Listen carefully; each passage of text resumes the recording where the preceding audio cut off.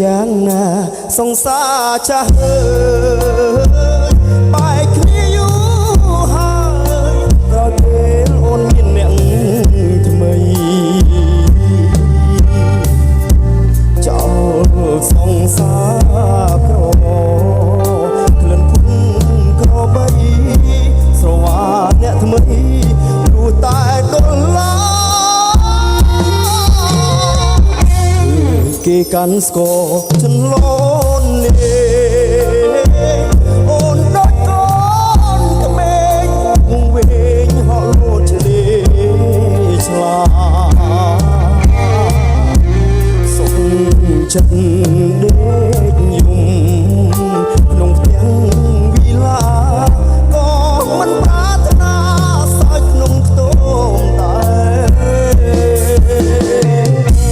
អូនហ៊ានរត់ឆាត់បាត់ភាពស្មងសដូចឆ្នាំងសំឡលែងស្គាល់រងវេខ្លួនវងវេមួយពេលចោលមង្គនទេលវាលូតឡើយគេនៅស្នេហ៍ថែដូចស្ត្រីពេលអូនអស់នៃស្រីដូចស្មៅខំបាត់ជើង